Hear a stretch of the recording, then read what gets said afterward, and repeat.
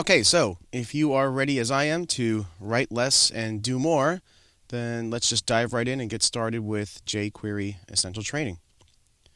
Let's start by talking about what jQuery is. jQuery is a freely available, open source JavaScript library, and its purpose in life is essentially to simplify the task of creating modern web pages that are highly interactive and responsive, essentially full of all the Web 2.0 goodness that you see all over the internet today. It works across all the modern browsers, and one of the great things about jQuery is that it abstracts away a lot of the browser-specific features, which allows you to concentrate on the design and finished result that you're trying to achieve, rather than spending all your time trying to figure out how to achieve various effects and features within individual browsers. So jQuery focuses on doing a few things very well. For example, jQuery makes it really easy to get and manipulate page content. Now, normally you do this using the document object model, or the DOM.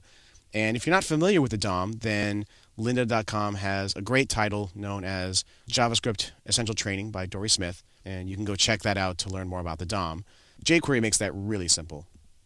jQuery also makes it really simple to work with the modern browser event model. And again, this is a key part of building modern Web 2.0 applications. And finally, jQuery adds a pretty sophisticated effects library that you can use to achieve a lot of sophisticated transitions and effects that you see in modern websites today, things like image fades and animations of events and that kind of stuff. If you take a look at how most modern web development is done today, there are a couple of scenarios that seem to pop up over and over again, and they typically follow a couple of very common patterns. The first pattern is usually when the page loads in the browser, there's a bunch of setup that you have to do, and this is usually in response to the window load event, and jQuery provides a really efficient way of handling this. The second scenario that pops up a lot looks something like this. There's an event that happens in the browser. The user clicks on something, or they type a key, or they move the mouse over something, and that sets off a reaction, something along the lines of, you retrieve the content from the page, and then you do some kind of manipulation on it. Maybe you animate it somehow, and then you put the content back in the page. Now, this may not be followed exactly, but the pattern is essentially along these lines where the user does something, and in response to that event, you have to somehow get content and manipulate it. And jQuery makes these scenarios really, really easy. Some of the benefits of using jQuery are, first, jQuery leverages your existing knowledge of CSS. So if you're already familiar with CSS, and you'll see this throughout the course, you'll find yourself writing syntax that looks a lot like CSS code, which makes it really easy to pick up some of jQuery's best features.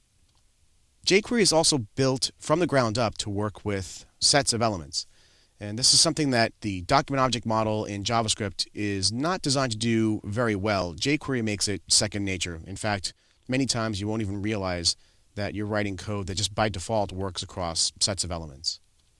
jQuery also allows you to perform multiple operations on a set of elements with just one line of code. And this is a very powerful feature known as statement chaining.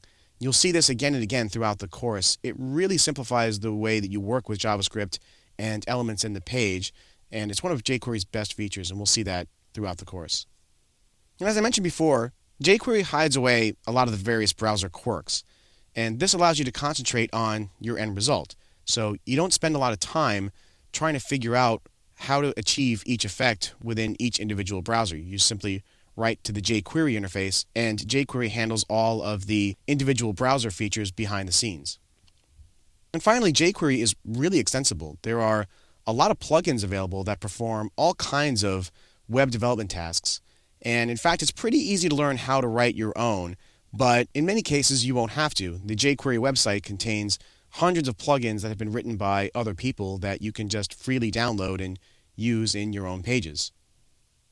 jQuery is currently compatible with modern versions of all the main browsers that are in use today. So you can use jQuery across Internet Explorer, Safari, Chrome, Firefox, and Opera. And you can see that it works with all the current versions, going back in some cases pretty far. So you can see jQuery works with IE 6 and later.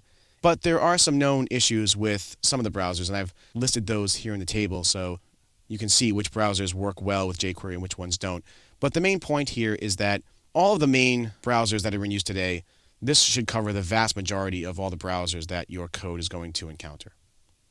Okay, so now that we've seen what jQuery is, let's jump over to the jQuery site and take a look at some of the features and see how to download and install it.